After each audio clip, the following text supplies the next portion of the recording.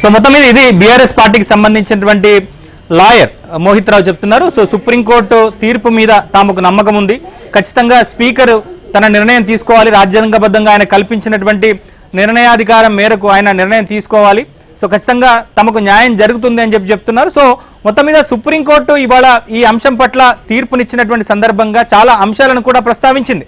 So దాంట్లో ఈ స్పీకర్కు అంటే ఫిరాయింపుదారులకు సంబంధించి వాళ్ళ మీద నిర్ణయం తీసుకునేటువంటి అంశంలో సో నిర్దిష్ట కాల వ్యవధి స్పీకర్కు విధించేటువంటి అంశంలో దాని నిర్ణయం పార్లమెంటే తీసుకోవాలి, పార్లమెంటే దీని పట్ల ఒక నిర్ణయం తీసుకోవాలనేటువంటి అంశాన్ని కూడా జస్టిస్ సిజే గవాయ్ చెప్పారు. మరోవైపు ఇటు స్పీకర్కు 3 నెలల గడువు ఇస్తున్నటువంటి సందర్భంగా కూడా ఒక కామెంట్ చేశారు. So operation success patient dead అన్నట్టుగా ఉండొద్దు, న్యాయంగా దీంట్లో వ్యవహరించాలని చెప్పేసి కూడా చెప్పారు. ఎందుకంటే చాలా అంశాల్లో కూడా స్పీకర్ అధికార పార్టీకి కొంత అనుకూలంగా వ్యవహరించేటువంటి అవకాశాలు ఉంటాయి కాబట్టి సో దీన్ని దృష్టిలో పెట్టుకొని ఆయన ఈ కామెంట్ చేసినట్టుగా మనకు చూడొచ్చు. ఇక బీఆర్ఎస్ నేతలు సుప్రీంకోర్టు ధర్మాసనాన్ని కూడా ఒక విజ్ఞప్తి చేశారు. సో ఇది ఎట్లాగో రాష్ట్ర ప్రభుత్వం అంటే ఎట్లాగో స్పీకర్ చేతిలో తమకు న్యాయం జరగదు కాబట్టి సో దీని పట్ల నిర్ణయం సుప్రీంకోర్టే తీసుకోవాలని చెప్పేసి వాళ్ళు విజ్ఞప్తి చేశారు. ఆ విజ్ఞప్తిని కూడా సుప్రీంకోర్టు తోసిపుచ్చింది. మరోవైపు సో ఇప్పటి వరకు దాదాపుగా ఒక సంవత్సరం 10 నెలలుగా ఈ అంశం పట్ల ఒకంత నాంచివేత ధోరణి, సాగతీత ధోరణి స్పీకర్ చేస్తున్నారని చెప్పేసి విమర్శిస్తున్నటువంటి నేపథ్యంలో బీఆర్ఎస్ నేతలు సో దీని పట్ల సుప్రీంకోర్టు కూడా ఈ రోజు నుంచి 3 నెలల లోపుగా నిర్ణయం తీసుకోవాలని చెప్పేసి స్పీకర్ను ఆదేశించింది. మొత్తం మీద ఈ 4 అంశాలు సుప్రీంకోర్టు ఇవాళ వెలువరించినటువంటి తీర్పు పాఠంలో ఒక కీలక అంశాలుగా మనం చెప్పుకోవచ్చు.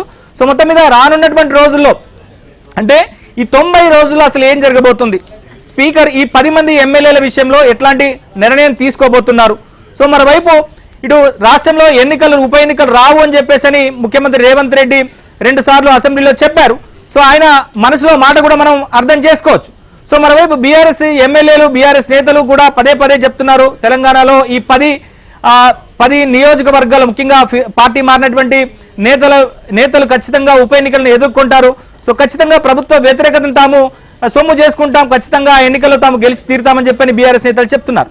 సో ఎవరు వాదనలు అలా ఉన్నాయి, సుప్రీంకోర్టు ఫైనల్ గా ఈ అంశం పట్ల ఒక కీలకమైనటువంటి నిర్ణయం తీసుకుంది. దీనిలో ఈ తీర్పు సందర్భంగా తీర్పుకు ముందు చాలా అనేక అనుమానాలు ఉన్నాయి. అంటే సుప్రీంకోర్టు ఏ విధంగా వ్యవహరిస్తుంది, ఎందుకంటే ఇటు కాన్స్టిట్యూషనల్ బాడీ, స్పీకర్ కూడా కాన్స్టిట్యూషనల్ బాడీగానే మనం చెప్పొచ్చు. సో ఆయనకు కూడా కొన్ని విశేష అధికారులు ఉన్నాయి. సో సుప్రీంకోర్టు ఆయనను ఎక్కడ కూడా క్వశ్చన్ చేసేటువంటి పరిస్థితి లేదు.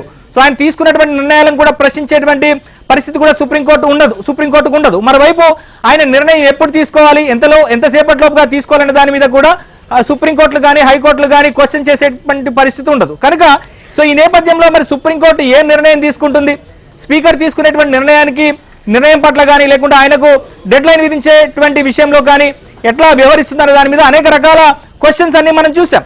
సో ఎట్టకేలకు ఈ అంశం పట్ల సుప్రీంకోర్టు ఒకంత స్పీడ్గానే వ్యవహరించింది. సో భవిష్యత్తులో ఆయా రాష్ట్రాల్లో మిగిలిన రాష్ట్రాల్లో కూడా ఈ పార్టీ ఫిరాయింపుదారుల అంశం మీద సో ఇవాళ సుప్రీంకోర్టు ఇచ్చినటువంటి తీర్పు అనేటువంటి ఒక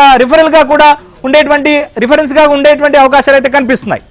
సో మొత్తం మీద ఇది సుప్రీంకోర్టు పార్టీ ఫిరాయింపు ముఖ్యంగా తెలంగాణలో 10 మంది ఎమ్మెల్యేలు బీఆర్ఎస్ నుంచి కాంగ్రెస్ లోకి చేరినటువంటి ఎమ్మెల్యేల విషయంలో సుప్రీంకోర్టు